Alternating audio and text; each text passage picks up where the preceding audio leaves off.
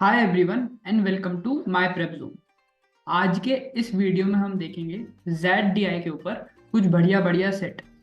अब ये जो पूरी सीरीज है इसे मैंने बाइफरकेट किया है 2 सेट्स पर वीडियो में, जिससे कि आपको चीज़ें समझने में भी आसान हो और आप पे ज़्यादा वजन भी ना पड़े चीज़ों का। तो इस वीडियो की सीरीज में हम देखेंगे 2 सेट पर वीडियो। तो आइए देखते हैं सबसे पहला सेट।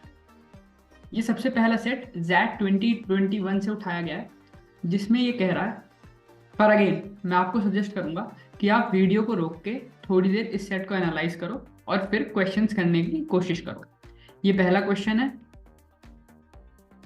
ये दूसरा क्वेश्चन, ये तीसरा क्वेश्चन। ये 3 क्वेश्चंस इसके साथ लगे हुए हैं। आई वुड सजेस्ट कि आप वीडियो को रोक के पॉज करके इस सेट को सॉल्व करो और फिर अपना आंसर टैली करो। अगर समझ में नहीं आता तो आई विल मेक श्योर कि आपको समझ में आ जाए। आई होप कि आपने सेट को देख लिया होगा और क्वेश्चन सॉल्व कर लिए होंगे बाय पॉजिंग दिस वीडियो। अब देखते हैं सेट कह क्या रहा है। कह रहा the following plot describes the height in centimetre, weight in KG, age in years and gender F for female and M for male for 20 patients visiting a hospital. तो ये एक ग्राफ दे रखा है जिसमें ये जो ब्लू डॉट है ये रिप्रेजेंट कर रही है कि फीमेल है, रेड वाली रिप्रेजेंट कर रही है फॉर मेल। एज के सर्कल दे रखे हैं, सबसे छोटा स्टैंड्स फॉर 50, फिर 60, फिर 70, फिर 80। इस तरह से ये वेट इधर है वर्टिकल एक्सिस पे और हाइट हॉरिजॉन्टल एक्सिस पे है। ग्राफ समझने में इजी है। अब देखते हैं आगे क्या कह रहा है। A person's body mass index is calculated as weight in kg divided by squared height measured in square metre. मतलब for example a person weighing 100 kg and height of 100 centimetre यानी 1 metre will have a BMI of 100। मतलब weight ऊपर divided by height in squared metre यानी कि 1 का square which is 100। फिर आगे BMI की डेफिनेशन दे रखी है। A person with BMI less than और equal to 18.5 is considered as under weight, above 18.5 but less than 25 is considered as normal weight. फिर उसके बाद अबव 25 बट लेस देन और equal to 30 is considered as over weight and above 30 is considered as obese। ये basic definition है। अब आओ देखते हैं क्वेश्चन कह रहा है। कह रहा है the average age of female patients who way 50 kg और अबव इज अप्रोक्सीमेटली। हमसे पूछा है एवरेज एज फॉर फीमेल जिनका वेट 50 kg या उससे अबव है, यानी ये जो 50 kg ये वाला है, इसके ऊपर ब्लू डॉट्स वाले कौन कौन से हैं जी। एक तो ये वाला है ब्लू डॉट, फिर एक ये है, एक ये है, एक ये है और एक ये है। इनके कॉरस्पॉन्डिंग बस वैल्यू लिखनी है और उनका एवरेज निकालना है। जैसे जो सबसे पहली वाली है ये है लगभग 50 एज के हिसाब से, क्योंकि ये सबसे छोटी है। फिर उसके अगले वाली यानी ये भी 50। ये अगेन आपको विजुअलाइजेशन करना आना चाहिए कि सबसे छोटा सर्कल है या सबसे बड़ा सर्कल है। उसके बाद वाली यानी ये है 70, फिर ये वाली 60, फिर ये सबसे बड़ी है तो ये 80। इन सब को ऐड करेंगे और 5 से डिवाइड कर देंगे क्योंकि एवरेज निकाल रहा है। इन सब का सम होगा 50 + 50 100, 170, 230 एंड 3110।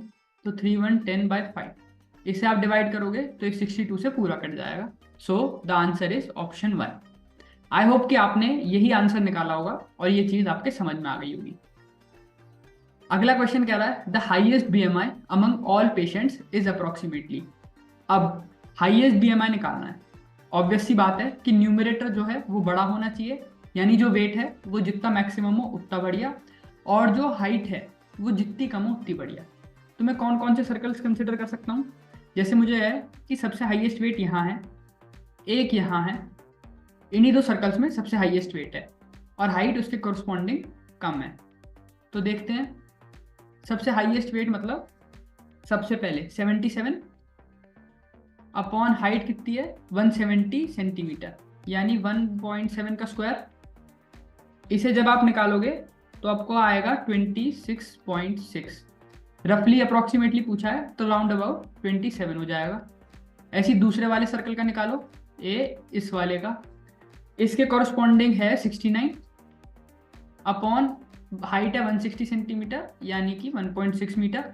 इसे सॉल्व करेंगे तो आएगा 26.6 0.95, ये भी रफली एस्टिमेट हो रहा है 27। सो हमसे अप्रोक्सीमेटली ही पूछा था, तो आंसर इज ऑप्शन 1। आपको ये डिफ्रेंशिएट करना आना चाहिए। अब आप एग्जाम में सारे के सारे उसका नहीं निकाल सकते, अब आपको डिफ्रेंशिएट करना आना चाहिए, और आप एग्जाम में सारे के सारे डॉट्स का नहीं निकाल सकते। तो इसलिए आपको पता होना चाहिए कि हमें वेट सबसे मैक्सिमम लेना है और हाइट जितनी कम पॉसिबल हो उतनी लेनी है। अगला कह रहा है the BMI of the oldest person considered as normal weight is approximately. अब क्वेश्चन में क्या कहना चाह रहा है, कह रहा है कि जिसका वेट नॉर्मल हो उसमें ओल्डेस्ट पर्सन का BMI बताओ। आई होप कि आपने भी इसे ऐसे इंटरप्रेट किया हो। अब देखो, मैं स्टार्ट करूंगा 80 से, और फिर जैसे जैसे 80 में मुझे कोई नहीं मिला तो मैं 70 पे आऊँगा, फिर 60 पे, फिर 50 पे, और जहाँ पे नॉर्मल वेट हो जाएगा उसमें BMI लिख दूंगा उसका। नॉर्मल वेट की डेफिनेशन एक बार देख ले रहे हैं। नॉर्मल वेट की डेफिनेशन थी कि वेट 18.5 से ज़्यादा हो पर 25 से कम हो या उसके बराबर हो, तो वो होता है नॉर्मल वेट। नॉर्मल वेट की डेफिनेशन थी कि वेट 18.5 से ज़्यादा हो पर 25 से कम या उसके बराबर हो।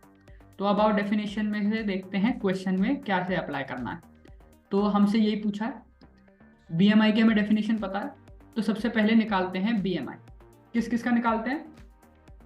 सबसे पहले हम 80 पे काम कर रहे हैं, तो 80 वाले सर्कल्स देखते हैं। 80 वाला सर्कल एक ये है, एक ये है, एक ये है। तो मैं स्टार्ट करता हूँ ब्लू वाले से, ये जो है एक्सट्रीम राइट में, इसका BMI निकालेंगे तो ये लगभग है 61/1.75 का स्क्वायर। ये करेंगे तो ये आ रहा है समथिंग अबाउट 19.91, जो कि लगभग 20 को राउंड ऑफ कर रहा है। और हमें पता है कि नॉर्मल वेट की डेफिनेशन के हिसाब से भी ये सेटिस्फाई हो रहा है कि नॉर्मल वेट 18.5 से ज़्यादा होना चाहिए और 25 से लेस देन या इक्वल टू होना चाहिए। तो दोनों कंडीशन सेटिस्फाई हो रही हैं, ओल्डेस्ट पर्सन भी है ये। Sir answer is option 1। अब आपको बची भी 2 डॉट्स की निकालने की जरूरत नहीं है, क्योंकि एक ऑप्शन से ही आपका काम हो गया। आई होप कि आपको ये सेट समझ में आया होगा और इसके तीनों सवाल समझ में आए होंगे कि कैसे अप्रोच करने हैं। अब आओ देखते हैं अगला सेट। ये अगला सेट है, एक पाई चार्ट के ऊपर बेस्ड है। अगेन मैं सजेस्ट करूंगा आप वीडियो पॉज करके इस सेट को समझो और इसके साथ जो क्वेश्चंस हैं उन्हें सॉल्व करने की कोशिश करो। ये पहला क्वेश्चन, ये दूसरा क्वेश्चन, और ये तीसरा question, third, second, first, and ये जो आपका बेसिक क्वेश्चन है। तो आई होप कि आपने वीडियो को पॉज करके क्वेश्चन को सॉल्व किया होगा और आंसर निकाल लिए होंगे। अब हम देखते हैं कि सॉल्व कैसे करना होता है इस क्वेश्चन को। कह रहा है the breakup of the students in university by subject major is given in the polar pie chart. ये है polar pie chart. The bar chart shows the number of students who major in physics by geographic location. मतलब ये polar pie chart में count दे रखा है कौन सा सब्जेक्ट का कितना वेट है, और इसी के साथ साथ ये जो अलग से एक बार चार्ट है इसमें दे रखा है कि फिजिक्स के अगर 18% है तो उस 18% में से 18 लोग दिल्ली में हैं, 36 लोग मुंबई में हैं। इस तरह से ये बार चार्ट बनाया गया है। अब देखते हैं क्वेश्चंस को। कह रहा है how many students major in chemistry. अब ध्यान देने वाली बात एक ये है कि हमसे स्टूडेंट्स मेजर इन केमिस्ट्री पूछा है, पर हमें काउंट फिजिक्स का ही गिवन है, वो भी लोकेशन वाइज। तो मैं ऐसे अज्यूम कर लूँ क्या, लेट द टोटल स्टूडेंट्स जो कि यहाँ पढ़ रहे हैं वो कितने हैं। मैंने अज्यूम कर लिया A टोटल स्टूडेंट्स को, मैंने अज्यूम कर लिया X टोटल स्टूडेंट्स को। तो मैं यहाँ लिख दे रहा हूँ टोटल स्टूडेंट्स को मैंने X अज्यूम कर लिया। तो मैं कह सकता हूँ क्या, अगर X है टोटल तो 18% ऑफ X यानी 0.18 ऑफ X ये बराबर होगा इन सब के टोटल के, यानी 18 + 36 + 80 + 40 + 23 + 28। इन सब का सम करेंगे तो हमें मिलेगा 225, या फिर x इज 225/0.18।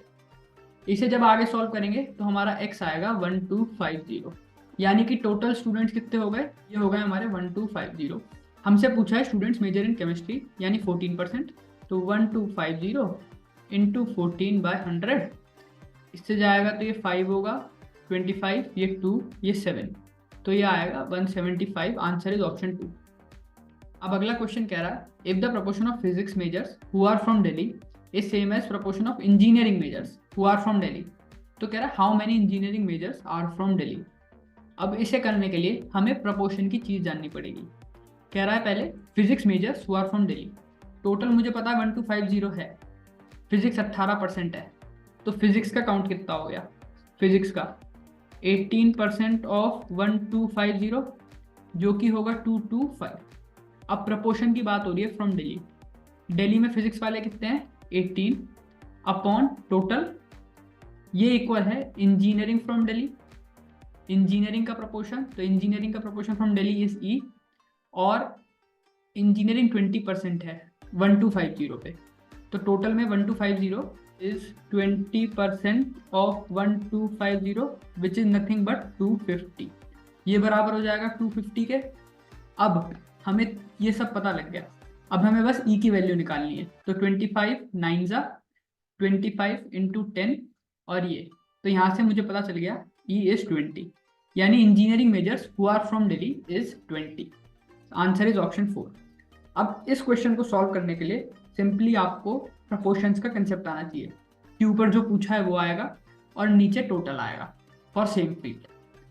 अगला क्वेश्चन देखते हैं। कह रहा है 12% of all students are from Chennai, what is the largest possible percentage of economic students that can be from Chennai rounded off to nearest integer.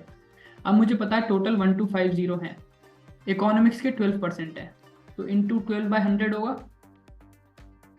अब यहाँ से मुझे जब सॉल्व करूंगा तो 25 इंटू 4 एंड 25 इंटू 50 और ये होगा 150। ये आ गया इको का काउंट। अब यहाँ पे मुझे मैक्सिमाइज करना है largest possible percentage of economic students को। इकोनॉमिक्स के स्टूडेंट कितने हैं? और अब मेरे को ये भी पता है कि 12% स्टूडेंट चेन्नई से हैं, मतलब 1250 का अगेन जब 12% करेंगे तो भी कितना आएगा? 150। ये भी चेन्नई में से है। तो अब मेरे से पूछा है कि maximum possible number of economic students that can be from Chennai, यानी कि यहाँ पे मुझे मैक्सिमाइज करना है चेन्नई में मैक्सिमम इको के कितने जा सकते हैं।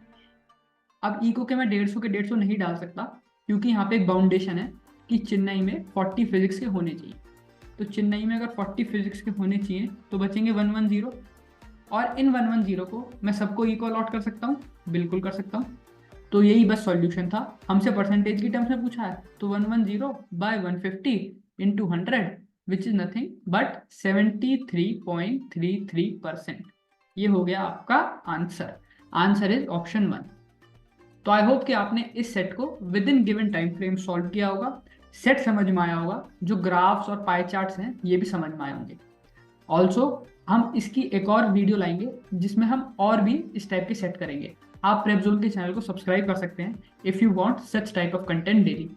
अब धीरे धीरे हम काम कर रहे हैं कि डिसीजन मेकिंग और इसी के साथ साथ क्वांट्स के कुछ क्वेश्चंस पे भी वीडियो बनाएं। Also if you are interested in joining the GDPR programme of Prepzone, then उसकी डिटेल सारी इस वीडियो के डिस्क्रिप्शन में गिवन है, you can have a look. All the best guys.